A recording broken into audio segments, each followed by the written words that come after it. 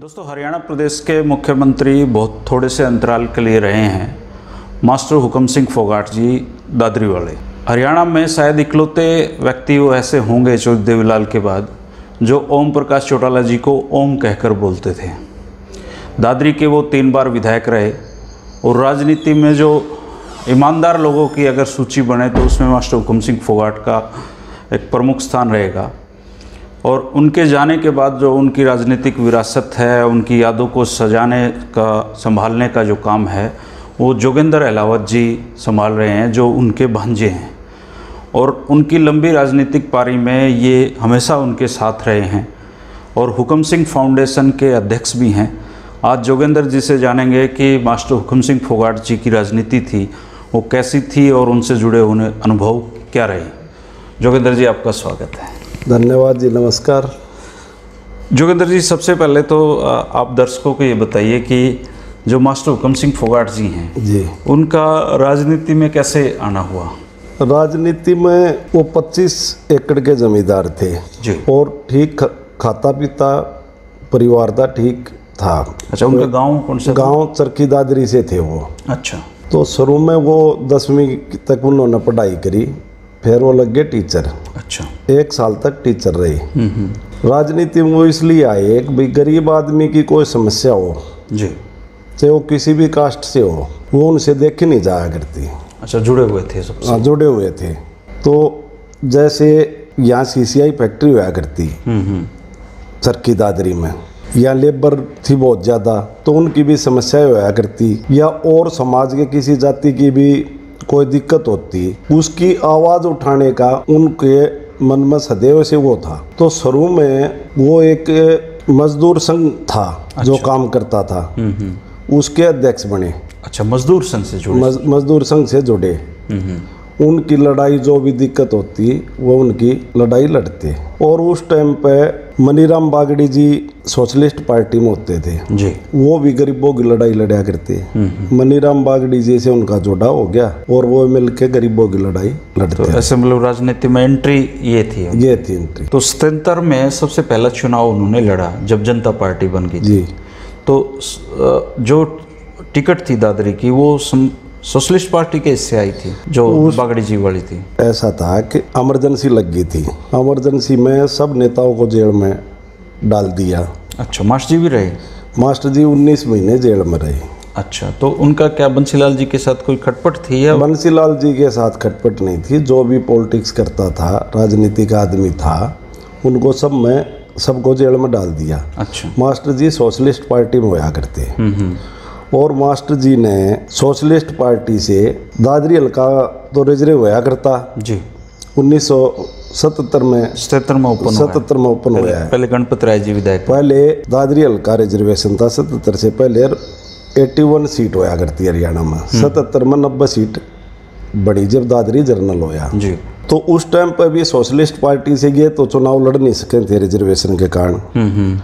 उन्होंने एक बार तो हरनाम सिंह जी को, मनीराम बागड़ी जी ने, उन्होंने हरनाम सिंह जी को चुनाव लड़ाया। एक बार चंदर होते थे हरनाम सिंह जी, फिर पार्टी बदल गए जी। एक बार चंदर होया करते, उन्होंने उनको चुनाव लड़ाया। लेकिन दोनों बार गणपत राय जी जीते। 3 बार लगातार बने थे वो। हाँ, 3 बार बने थे। फिर 77 में रिजर्वेशन खत्म होगी जी, जनरल की सीट आ गई। मास्टर जी इमरजेंसी में थे, जेल में थे। जेल से निकल कर आए बाहर तो कई दलों का मिलकर एक जनता पार्टी बनाई। और राजनारायण जी यहाँ के प्रभारी होते थे हरियाणा के सोशलिस्ट पार्टी के। जब टिकटों का बंटवारा की बात आई तो राजनारायण जी ने सबसे पहले ये कहा अभी दादरी की टिकट तो हमने दे दी। अच्छा। उस टाइम पर गणपत राय जी भी का दल था, वो भी जनता पार्टी में विलय हो गया था। वो भी टिकट चाह रहे थे। लेकिन राजनारायण जी ने मास्टर हुकम सिंह जी के को चुनाव लड़वाया। टिकट वहाँ से दिवाकर सोशलिस्ट पार्टी के कोटे से जी। और इमरजेंसी के बारे में मैं बताऊँ, मास्टर जी जेल में चले गए। उनका एक ही लड़का राजवीर, उसकी उम्र थी 15 साल की। अच्छा। 25 एकड़ की खेती करते थे। ट्रैक्टर ले रखा था, बेलारूसी ट्रैक्टर हुआ करता उस टाइम से, रूस से आता था। मास्टर जी अपनी खेती खुद कराया करते, ट्रैक्टर खुद चलाया करते। अच्छा। वो 15 साल उसकी सारी उम्र थी। छोटे थे, जेल में चले गए। मास्टर जी के 3 लड़की थी, वो लड़की भी छोटी, एक लड़की की शादी कर रखी थी, बड़ी थी बिमला उसकी। तो मेरी मम्मी है जो, वो औरत होते हुए भी मर्दों से कम नहीं थी। वो कभी किसी से डरी नहीं। अच्छा। और मास्टर जी के कंधा में ला के खेत में बराबर का काम कराया करती। पानी देना है खेत में तो 7 कस्सी लेके जाया करती। इतना काम करती थी। लेकिन औरत होती है, मर्द होता है।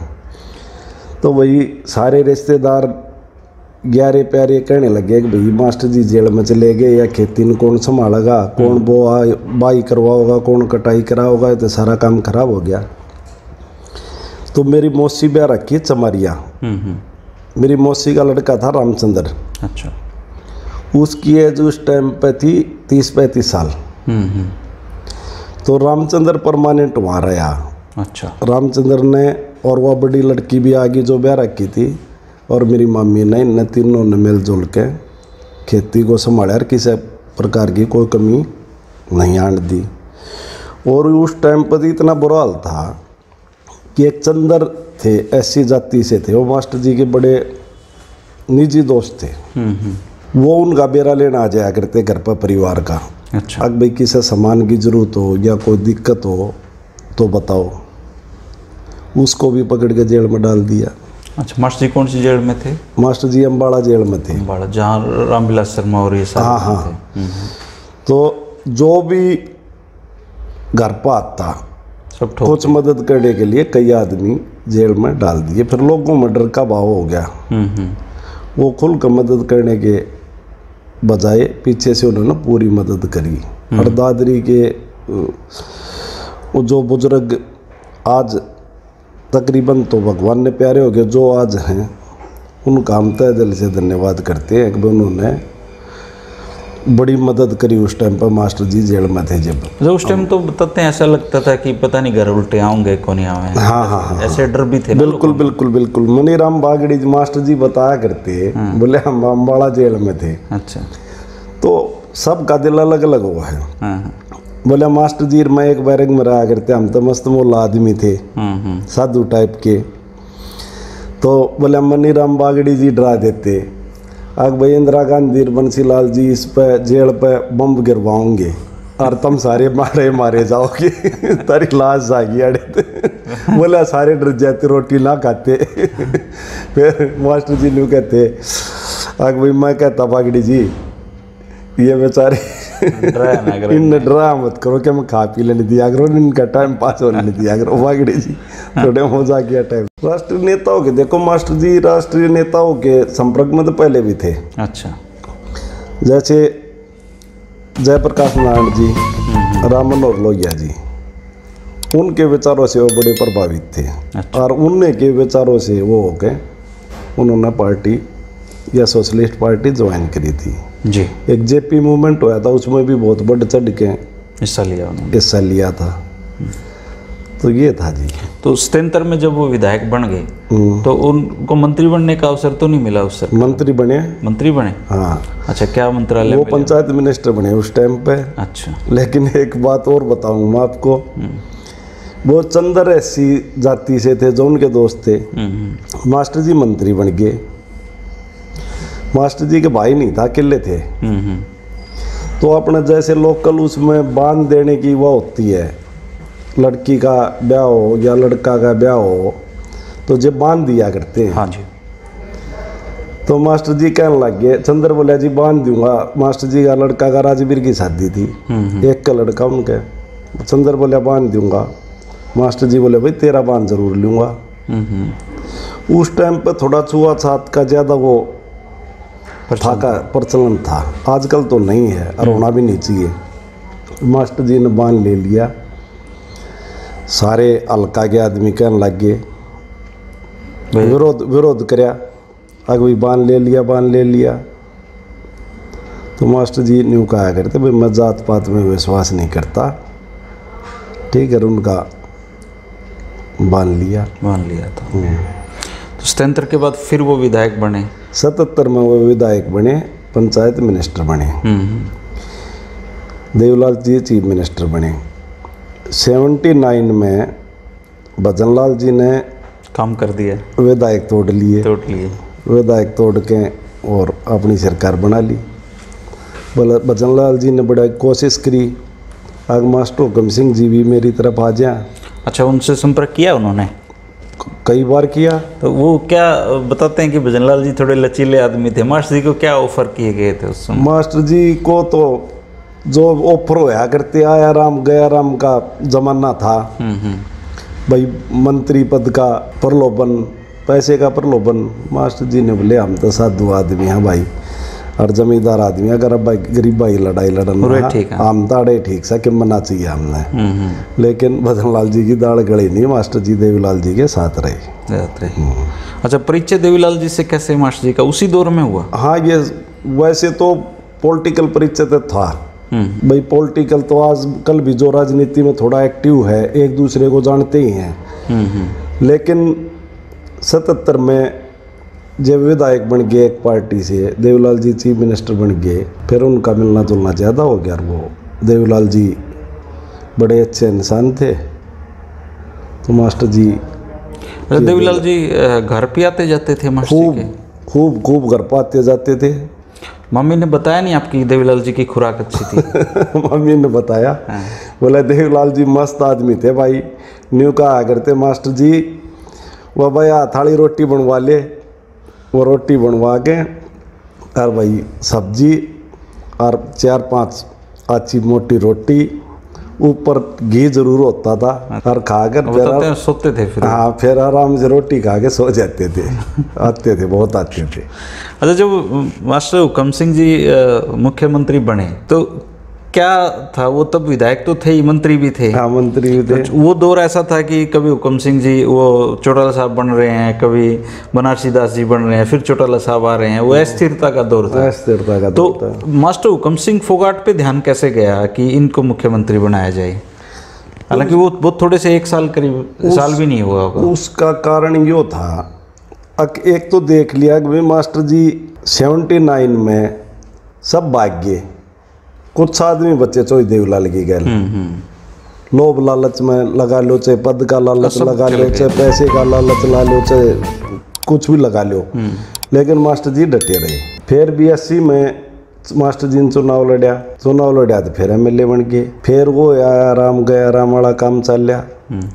बहुमत चोई देवलाल जी के पास था, लेकिन भजनलाल जी अपने फिर सरकार बना के शपथ ले गए। फिर बड़ी कोशिश हो, एक आ जाओ मास्टर जी, नहीं, तब तक तो दल बदल भी नहीं जा सकते थे। तो मास्टर जी ने वो एक जगह टिके रहे। और दूसरा चोई देवलाल ने ये पता था कि ये साधु टाइप के आदमी है, ना तो इन्होंने पद का लालच है, राज का लालच है, ना इन्होंने पैसे का लालच है। ये जहाँ खड़ा हो गया वो खड़ा रहेगा। तो मुख्यमंत्री की शपथ के लिए देवीलाल जी ने उनको फ़ोन किया था या ओम प्रकाश चौटाला ने किया था? देवलाल जी ने, मास्टर जी ने तो कभी कहा नहीं कि मेरे को मुख्यमंत्री बना दो। तो देवलाल जी ने और ओम प्रकाश चौटाला जी ने सोच समझ के देवलाल जी ने कहा कि आपको चीफ मिनिस्टर बना रहे हैं। मास्टर जी ने ये भी कहा कि और कोई हो तो उसने देख लो, मैं तो ठीक हूँ, ऐसे बोला? हाँ, मंत्री तो थे ही उस। हाँ, मंत्री थे, वो मुख्यमंत्री थे। बोले और कोई उसने देख लो। बोला ना, आपने संभालना पड़ेगा। अच्छा, तो एक एलाउद्दीन साहब कि ऐसे कहते हैं कि वो जो 2 मुख्यमंत्री उस दौरान बने थे चौटाला साहब के अलावा, हुकम सिंह फोगाट जी और बनारसी दास जी, वो उस समय एक शब्द बड़ा प्रचलित हुआ था, खड़ाऊ मुख्यमंत्री का। तो और उस समय अखबारों में भी छपा था कि पत्रकारों ने मास्टर जी से पूछा था कि क्या आप डमी मुख्यमंत्री हो? तो उन्होंने कहा था कि मैं डमी मुख्यमंत्री हूँ भाई। लेकिन ऐसा सुनने में आता है कि इसके विपरीत थी बात, उनका थोड़ा सा टर्म चाहिए रहा हो, लेकिन उन्होंने काम किया अपनी बुद्धि से। देखो, ये बात आपकी बिल्कुल सही है। ये मास्टर जी ने भी कह दिया था कि मैं तो डम्मी से भी डम्मी हूँ। अखबार वाले पीछे लगे रही, बोला जी आप तो डम्मी मुख्यमंत्री, डम्मी उन्होंने जुलूस में आके गुस्सा में आकर, हाँ मैं तो डम्मी से भी डम्मी मुख्यमंत्री हूँ। लेकिन मास्टर जी अपने विवेक से काम करते थे, उन्होंने अपने विवेक से काम कराया। वो 8 महीने चीफ मिनिस्टर रहे। उस टाइम पर ये मंडल कमीशन की रिपोर्ट लागू होगी। 6 महीने हरियाणा में कुछ काम नहीं हो रहा, उपद्रव हो रहा, तो उनको बिल्कुल अच्छा बिल्कुल थोड़ा समय मिला। हेलो सब, इस दौरान एक बहुत बड़ी घटना हुई प्रदेश की राजनीति में, मैं बताना भी चाहूँगा दर्शकों को। गुरनाम सिंह आयोग की एक ऐसी रिपोर्ट थी जिसको मुख्यमंत्री मास्टर हुकुम सिंह फोगाट ने लागू किया था, और वो रिपोर्ट अगर लागू हो जाती तो शायद ये आरक्षण का जो अब जो झमेला है वो ख़त्म हो चुका होता। उस बारे में मास्टर जी ने आपको कभी कुछ बताया? हाँ, वो बताया ऐसे था जी, आग भाई जब ये मंडल कमीशन का झगड़ा चल रहा था जी, तो मास्टर जी चीफ मिनिस्टर थे, उन्होंने गुरनाम सिंह आयोग कमीशन बनाया जी। गुरनाम सिंह कमीशन ने नीचे गांव स्तर पे आर्थिक हालात देख कर लोगों की एक रिपोर्ट प्रस्तुत करी। तो उसमें 4-5 जातियाँ थी, जाट को भी आरक्षण देने की सिफारिश करी। वो मास्टर जी ने गुरनाम सिंह आयोग की सिफारिश मान के और वो आरक्षण मंजूर कर दिया, और वो लागू भी हो गया था। फिर मास्टर जी की ये सरकार चली गई, राष्ट्रपति शासन आ गया। फिर चौधरी भजनलाल जी की सरकार आ गई। चौधरी भजनलाल जी ने कोर्ट में केस डलवा दिया। कोर्ट में केस भी नारनौंद के जो विधायक हैं रामकुमार गौतम जी लेके गए थे ना। रामकुमार गौतम जी ने केस डाल दिया। सरकार ने पैरवी करी नहीं, और उस टाइम पर जाट भी आरक्षण लेने के इच्छुक नहीं थे। अच्छा। हाँ, मास्टर जी बताते थे।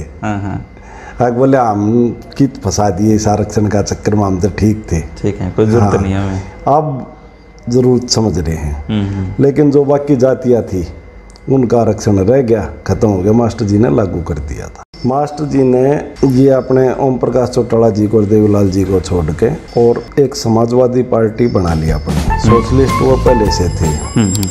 बहुत सारे XMLA थे जी, किसी को टिकट नहीं मिली थी, को चुनाव हार गए, बोले अजीब राजनीति तो कैसे छोड़ांगे, कांग्रेस में जा नहीं, यहाँ बात बने नहीं, एक अपना दल बना लो, टाइम पास हो ही जाएगा।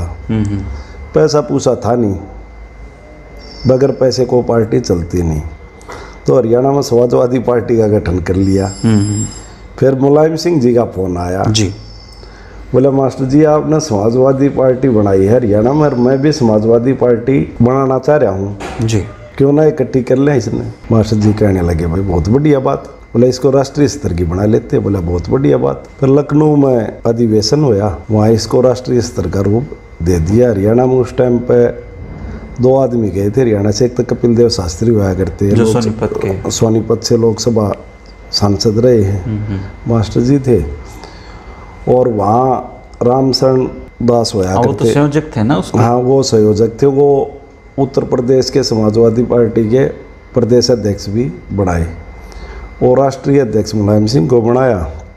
एक जानेश्वर मिश्र जी होते थे, आजम खान जी थे, और कई लोग थे, इन्होंने मिलकर। आप साथी थे उस समय? हाँ, मैं साथ था। अच्छा। हाँ, लखनऊ साथ था उस टाइम। मास्टर जी अक्सर आपको अपने साथ ही रखा करते थे? हाँ, मैं साथ रहता था। अच्छा। तो अब 2 बातें यहाँ से हैं। एक तो मैंने छोटा सा था तब मैं पढ़ रहा था, तो मैंने ये देखा था कि एक अखबार में खबर छपी थी कि हरियाणा का एक पूर्व मुख्यमंत्री खेती करता है। तो ये बात सत्य है कि मास्टर जी जब राजनीति में थे और उप मुख्यमंत्री थे, मुख्यमंत्री बने, तब भी वो खेती किया करते थे? ये सच है ये बात? देखो, मास्टर जी के खेती का तो इतना चाव था, अब बढ़िया से बढ़िया खेती कैसे हो, ऐसे ऐसे प्रयोग करते थे वो। दवाई भी ना डालनी पड़े, खाद भी ना डालना पड़ा, अपने देसी खाद से बढ़िया खेती कैसे हो। वो अपनी पहले तो खेती करते थे। वो मिनिस्टर थे या चीफ मिनिस्टर थे, जब भी खेतों में खुद जाया करते अपने खेतों में, खेत संभाले। आग भाई गेहूँ बो रखे ठीक है कि नहीं, सरसों बो रखी ठीक जाम रही है कि नहीं, पानी देना है कि नहीं, फिर भी जाते थे। खेत नहीं छोड़ा उन्होंने कभी भी। तो जो 19 महीने इमरजेंसी के थे उनके जेल के, बिना किसी कसूर के, तो चौधरी बंसीलाल से उनका उसके बाद कोई मुलाकात हुई, कोई गिले शिकवे दूर हुए उनके? कभी पूछा उन्होंने भाई मेरा क्या कसूर था? ना, वो तो ना तो इस बारे में पूछा। मुलाकात की बात ये रही, बंसीलाल जी ने बना ली विकास पार्टी, कैंड में हमारी थी समाजवादी पार्टी। तो 4 पार्टियां का एक वो बनाया संगठन। अच्छा। जिसमें समाजवादी पार्टी, विकास पार्टी, CPI, फिर इन्होंने निर्णय लिया कि भाई हर डिस्ट्रिक्ट लेवल पर मीटिंग कराएंगे। तो उसमें मास्टर जी और अपने सोई बंसीलाल जी और CPM और CPI के 2 आदमी होते थे। हर डिस्ट्रिक्ट में इन्होंने मीटिंग ली। तो उस टाइम पे थोड़े है आदमी आया करते, कि तो 100 आ जाते, कि तो 150 आ जाते, कि तो 200 आ जाते। तो ये इकट्ठे गाड़ी में जाते थे? वो हम अपनी गाड़ियाँ में अलग अलग जाते थे, मीटिंग इकट्ठी करते थे। ये रहा जी बंसीलाल जी के साथ। फिर वो इसमें सब डिस्ट्रिक्ट का मास्टर जी और बंसीलाल जी साथ गए। साथ इमरजेंसी कोई बात नहीं हुई? इमरजेंसी की कोई बात नहीं हुई। फिर क्या हुआ कि 96 में सोई बंसीलाल जी वो तो चल रहा था इन चारों पार्टियां का। तो फिर चुनाव लड़ने की बात आई 96 में। 5 सीट सोई बंसीलाल जी मास्टर जी को दे रहे थे। तो वो पार्टी के और एक्स MLA थे, कई थे। इसमें कई बार क्या होता है कि आदमी अपना आप फैसला नहीं कर पाता। जो ओम प्रकाश चौटाला जी की पार्टी छोड़ कर आए थे, कई एक्स MLA थे, ये मास्टर जी कहने लगे, बोले भाई इनको छोड़ के मैं टिकट ले लूंगा। अच्छा, दात्री उनके पास तो अवसर था लड़ने का। या 3-4 आदमी और दिवा देंगे तो बाकी लोग क्या कहेंगे। ये मास्टर जी का बहुत ही गलत, मैं तो ये मानू हूँ, उस टाइम पर डिसीजन था ना। तो विकास फिर उन्होंने उससे भारतीय जनता पार्टी से गठबंधन कर लिया। अगर समाजवादी पार्टी का इसका मिलकर गठबंधन में सरकार आती, हालांकि उम्मीद तो कम थी वैसे, भाजपा के साथ ही संभावना थी। चलो होता तो, लेकिन मास्टर जी ने अविपा से भी ले सकते थे तो। ना वहीपा अलग पार्टी थी ना, समाजवादी पार्टी। मास्टर जी ने त्याग करे हमेशा, दूसरों के लिए त्याग करे हमेशा, अपना फायदा नहीं देखा। अच्छा एलाउद साहब, एक कल्चर है राजनीति में कि विरासत चलती हैं। तो मास्टर हुकम सिंह जी के जो बेटे हैं, क्या उन्होंने कभी ऐसी लालसा दिखाई कि वो राजनीति में आ जाएं, या कोशिश की वो सफल ना हुई हो? उसका कारण था जी, मास्टर जी पूरा परिवार को, रिश्तेदारों को एक बात कहा करते हैं, आज चीफ मिनिस्टर मैं हूँ। अच्छा। या मिनिस्टर थे जो मिनिस्टर मैं हूँ। जिसका जो काम है ना वो अपना काम करो। अच्छा, सरकार में कोई इंटरफेयर नहीं करेगा। मतलब कोई भाई साहब वाला कल्चर नहीं था, कोई इंटरफेयर नहीं करेगा। DC SP को भी ये बोल रखा था कि भाई मेरा लड़का का भी फोन आओ ना, तो सुनना नहीं आपने। और मत क्या होता है कि भाई अपने बेटों को पोतों को आगे लाते हैं। अच्छा, उन्होंने मना कर रखा था भाई मेरे ना आगे किया ही नहीं ना। चंडीगढ़ भी अपने साथ परिवार ना आगे किया ही नहीं ना। आगे करते लोगों के काम करवाते, जब आगे होते ना, आगे नहीं किया उन्होंने, ना किसी रिश्तेदार को कराया और ना अपने बेटी को कराया किसी को। अच्छा, एक बहुत ही साधारण से घर में वो रहते आए हैं अभी तक, दादरी में कोई बड़ा महल जैसा ना भी वही है, साधारण घर है। तो क्या, चलो बेटो पोतों को आगे नहीं बढ़ाया उन्होंने, तो पैसे कमाने की भी कोई लालसा नहीं थी क्या उनकी? वो तो पैसे के तो बहुत खिलाफ थे। वो तो ये कहते थे एक सिकंदर सार के चले गए, दुनिया पर आज करे के लेकर गए, खाली हाथ जाना है। बोले जो 2 नंबर का पैसा होगा ये घर में सेध ना पैदा करेगा। अच्छा, वो दान दिया करते बड़े बड़े। तो पैसे का जो लेन देन था ना को करता, अधिकारियों को भी उनने कह रखा था कि भाई कुछ भी गलत काम करके आ जियो, मैं माफ़ कर सकता हूँ, लेकिन पैसे की शिकायत आ गई ना तो मैं बख्शूंगा नहीं, माफ़ी नहीं होगी। माफ़ी नहीं होगी। देखो कोई आदमी तो वैसे ईमानदार बने रहते हैं जब तक तो कुछ हाथ ना लगता, लेकिन वह तो 77 में भी मिनिस्टर रह लिए, 87 में भी मिनिस्टर रहे, चीफ मिनिस्टर तो ही रह लिए। आजकल एक MLA बन जाए वो कई पीढ़िया का जुगाड़ कर दिया है, हो जाता है सीधा बड़ी गाड़ी में आ जाता है, बड़ी गाड़ी में आ जाता है। और चीफ मिनिस्टर रहने के बाद तो कोई कमी ही नहीं रहती।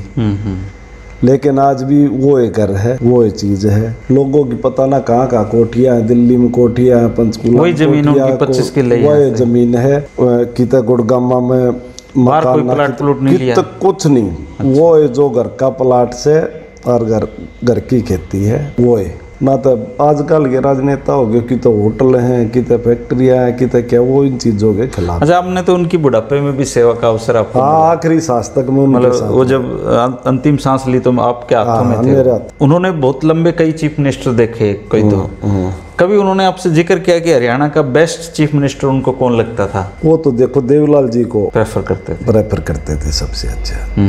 तक भी देवीलाल एक सामाजिक, जो देवीलाल जी एक सामाजिक आदमी थे, वो लोगों की पीड़ा को समझते थे। उन्होंने रास्ते में भी या गांव में भी कोई चीज़ देख ली ना कि भाई ये दिक्कत है, तो चंडीगढ़ जाकर कानून बनवा दिया उसका।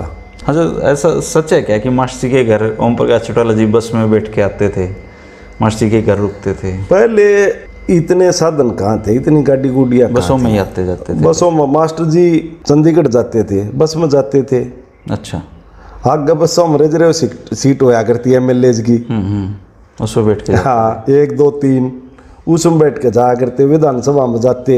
ये तो 87 में जाकर गाड़ियाँ गुडिया आई है, पहले एम्बेसडर गाड़ी होती थी कि फिएट गाड़ी होती थी। 77 में बसों में ही जाया करते? 77 में ही बसों में जाया करती, 82 में भी बसों में जाया। तो उन्होंने अपना परिवार कभी चंडीगढ़ शिफ्ट नहीं किया? ना, दादी मेरी मम्मी भी यही रहा करती। अच्छा, एक बार क्या हुआ भाई, काम करने वाला की आदत नहीं जा, तो मेरी मम्मी गाय रखते थे मास्टर जी शुरू से।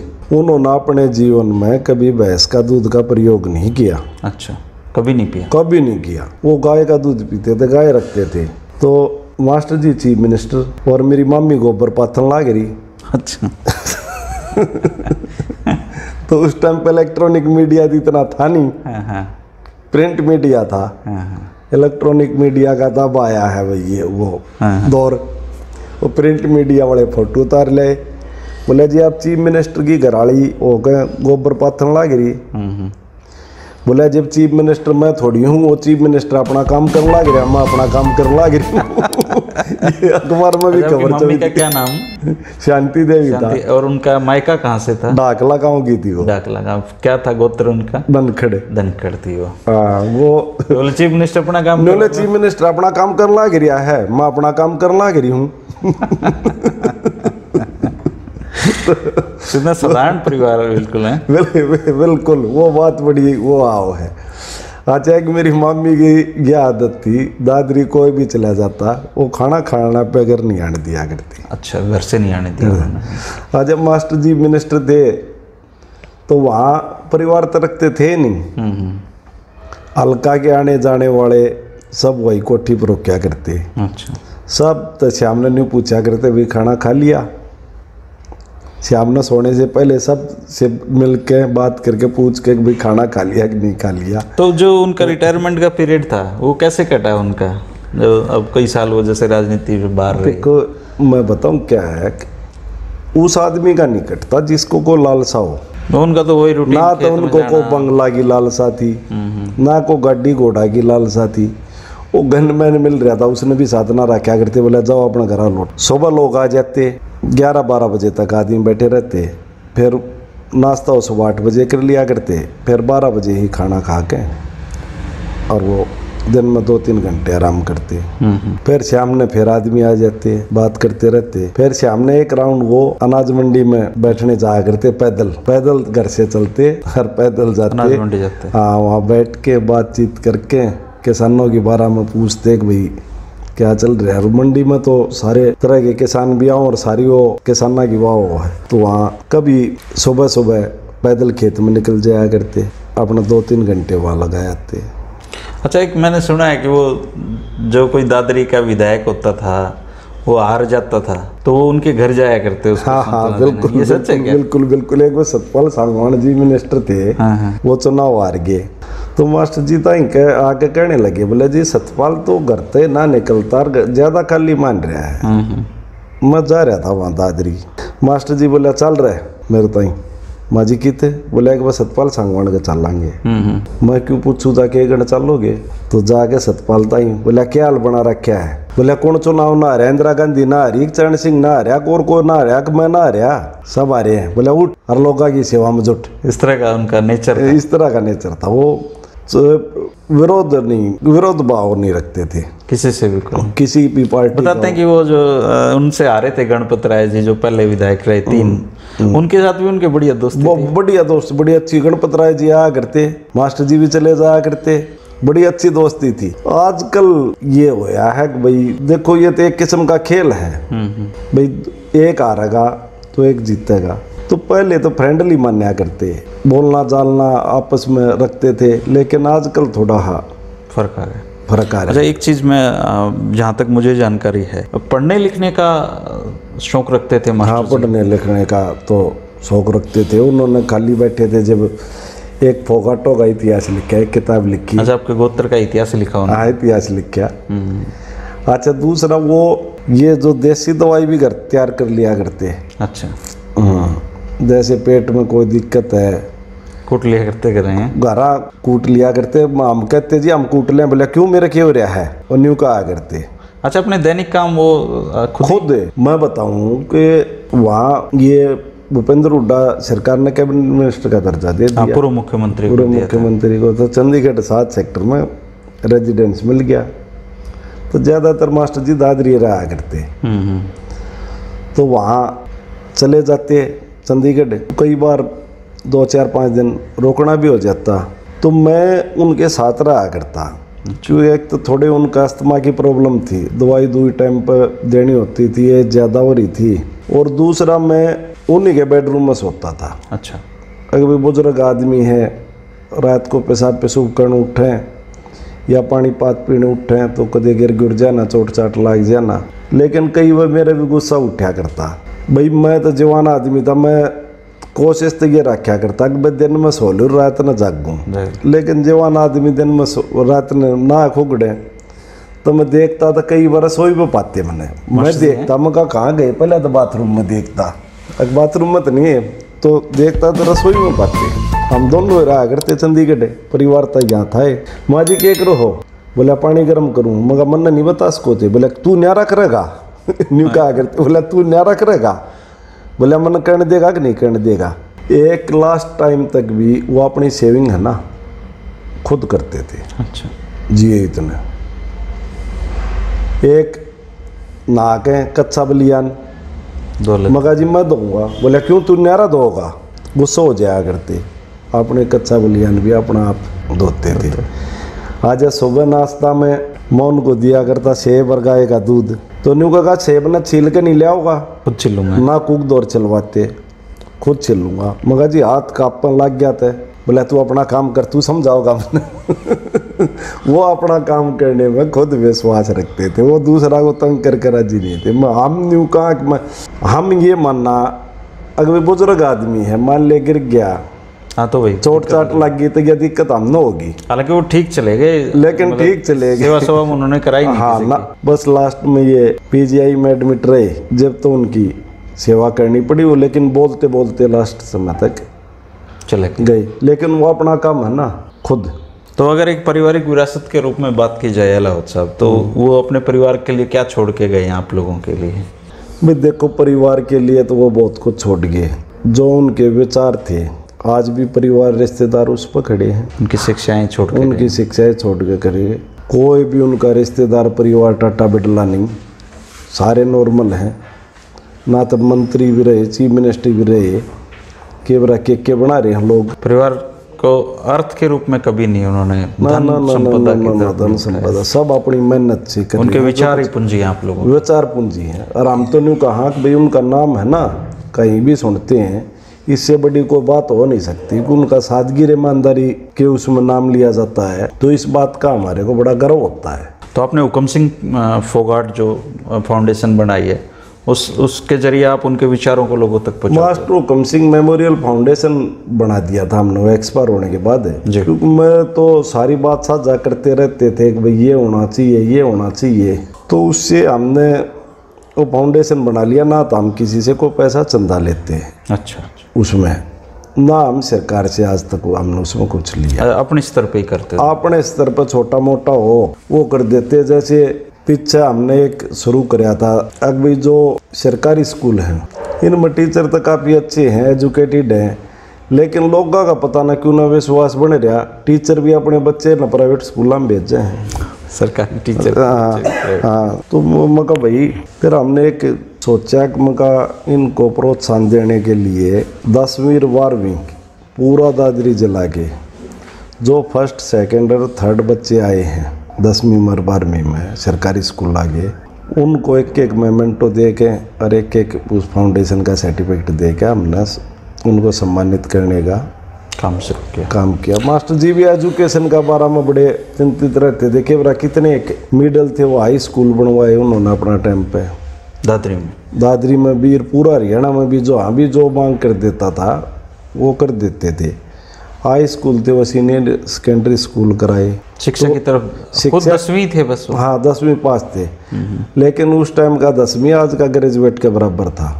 उर्दू भी जानते थे वो, इंग्लिश भी जानते थे, हिंदी भी जानते थे, पंजाबी भी जानते थे। अच्छा, 4 भाषाएं जानते थे। हाँ जी, पढ़ना लिखना दोनों। हाँ उस टाइम पे ये सब्जेक्ट होया करते।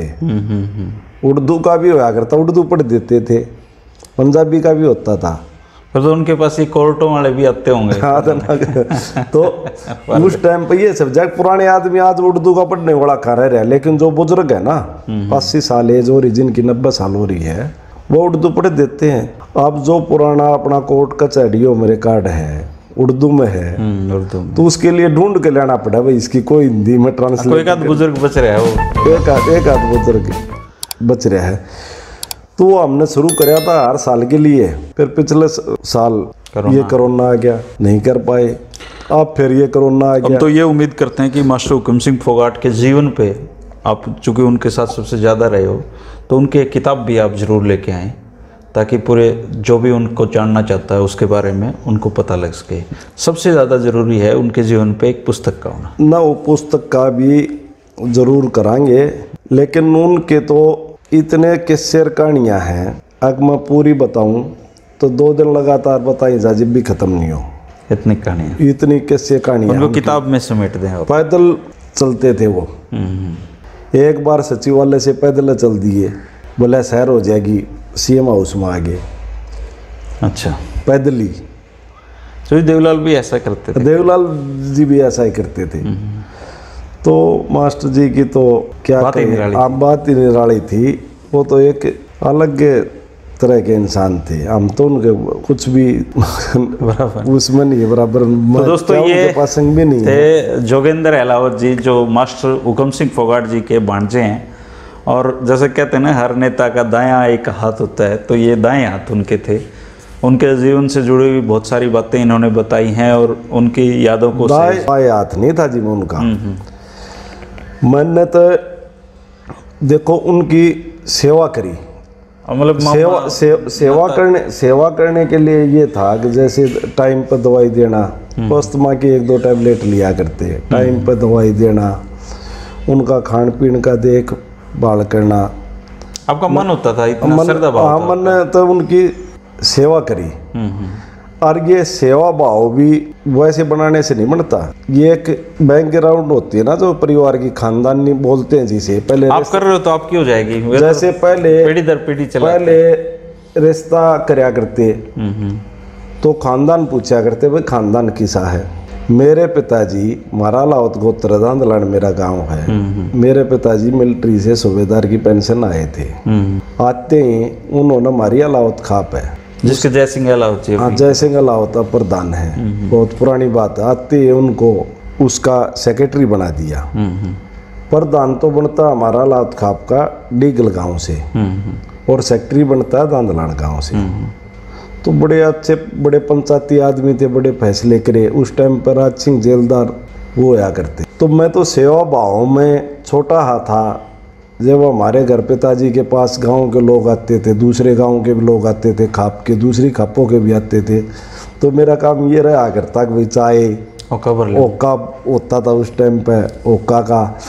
तो बचपन से ही मैं तो क्या करा ना, बालक ने जैसा तैयार करो, मैं तो बचपन से ही मेरे पिताजी ने और मेरी माता जी ने कोई भी आ गया ऐसा कर रखा था। वो सेवा भाव आज भी चल रहा है। आज भी मैं ये छोटे से छोटे काम को करने में भी ये नहीं मानता कि भाई तू क्या कर रहा है। आपकी मामी जी जाली है? हाँ, मामी जी पहले मामी जी गई और महीना भीतर मास्टर जी चले गए। मास्टर जी चले गए। तो वो तो मम्मी की भी अलग ही बात थी, बड़ी अच्छी औरत थी। बड़ा दोस्तों, अगर मास्टर हुकुम सिंह फोगाट के जीवन के बारे में अगर कोई ऐसा सवाल है जो आप पूछना चाहते हैं, जिसका जवाब जोगिंदर सिंह जी दे सकते हो, तो ऐसा कोई सवाल आपके मन में है तो ज़रूर कमेंट करें, जोगिंदर जी उसका जवाब देंगे, हम उनसे पूछेंगे। और कोशिश की है कि मास्टर जी के जीवन की सारी बातें इस इंटरव्यू में आ जाए। हालांकि बड़ा मुश्किल है, इनका कहना है कि 2 दिन लगे रहें तब ना। ये तो बात सुनो जी, ये तो थोड़ी ही बात बताई है। जोगिंदर जी, जब उनको इस्तीफा देने के लिए कहा गया तो उनके मन में क्या ख्याल आया? वो थोड़ा सा टर्म था, चौटाला साहब दोबारा मुख्यमंत्री बनना चाह रहे थे, तो उन्होंने कोई आनाकानी तो नहीं की उस दौरान? बेगर हिचकिचाहट 1 मिनट में चौधरी देवीलाल जी को कह दिया कि मैं तो शुरू से इस्तीफा जेब में ले रहा हूँ और आपने बनाया था और कहोगे जब इस्तीफा गवर्नर को सौंपाऊंगा। तो उनको देवीलाल जी ने कहा था? हाँ, देवीलाल जी ने कहा था। उस टाइम पे धनिकलाल मंडल जी गवर्नर होते थे। अच्छा। और वो भी सोशलिस्ट थे। तो वो मास्टर जी के चुनाव में भी आते थे। अच्छा। दादरी 77 में भी आए, 82 में भी आए। वो कहने लगे, मास्टर जी आप रिजाइन क्यों कर रहे हो, मैं गवर्नर हूँ, 6 महीने तो वैसे रख दूंगा। अच्छा, धनिकलाल मंडल कहने लग गया आप रिजाइन क्यों कर रहे हो। सारे एमएलए कहने लगे कि जी रिजाइन मत करो, सरकार टूट जाएगी, बेशक चौटाला साहब बन जाए सरकार टूट जाएगी। लेकिन वो या चौटाला साहब बनने के 5 दिन बाद एमएलए भागे, राष्ट्रपति शासन लागू हो गया। लेकिन मास्टर जी ने बोले भाई मैं अपना अंगात ना बन गया, मैं चौधरी देवीलाल का बनाया हूँ और मैं ऐसा काम नहीं करना चाहता। अब मेरी आने वाली 7 पीढ़ियाँ तक कलंक लग गया कि भाई वैसे बनाया था और कब्जा करके बैठ गया। आजकल तक वो पंचायत मेंबर बन जाए उससे रिजाइन मांग ले, वो ना दे, नहीं देता। और बड़ी हिम्मत की बात है, हमारे लिए बड़े गर्व की बात है। आके 1 मिनट में एक चीफ मिनिस्ट्री से रिजाइन छोड़ देना ये छोटी बात नहीं है। चीफ मिनिस्टर भगवान नहीं होता, खुदा नहीं होता, तो खुदा से कम नहीं होता। और उन्होंने छोड़ दिया कहते हैं। और जिस भी स्टेट का चीफ मिनिस्टर होता है वो खुदा नहीं तो खुदा से कम नहीं होता। चीफ मिनिस्टर चाहो तो केवरा के कर ले। 6 महीने तो वो धनिकलाल मंडल जी निकलवा रहे थे उनके। 6 महीने धनिकलाल मंडल जी निकलवा रहे थे। मास्टर जी रिजाइन ने नाट जाए के कर ले, सारे एमएलए राजी थे। पर इस बात से हमें बड़ा गर्व है। और वो क्या करते, और भाई मेरी कई पीढ़ियां तक कलंक लग जाएगा कि चौधरी देवीलाल ने बनाया था और वह कब्जा करके बैठ गया। 1 मिनट में रिजाइन दिया। इस बात से हमें पूरा गर्व है कि मास्टर जी ने बहुत बढ़िया काम किया। दोस्तों, अगर मास्टर हुकुम सिंह फोगाट के जीवन के बारे में अगर कोई ऐसा सवाल है जो आप पूछना चाहते हैं जिसका जवाब जोगिंदर सिंह जी दे सकते हो, तो ऐसा कोई सवाल आपके मन में है तो ज़रूर कमेंट करें, जोगिंदर जी उसका जवाब देंगे, हम उनसे पूछेंगे। और कोशिश की है कि मास्टर जी के जीवन की सारी बातें इस इंटरव्यू में आ जाए, हालांकि बड़ा मुश्किल है। इनका कहना है कि 2 दिन लगे रहे तो ना। ये तो बात सुनो जी, ये तो थोड़ी ही बात बताई है। इसके लिए तो कभी फिर आपने और फिर मिलेंगे। शुक्रिया दोस्तों, आना पड़ेगा इसके लिए। नमस्कार।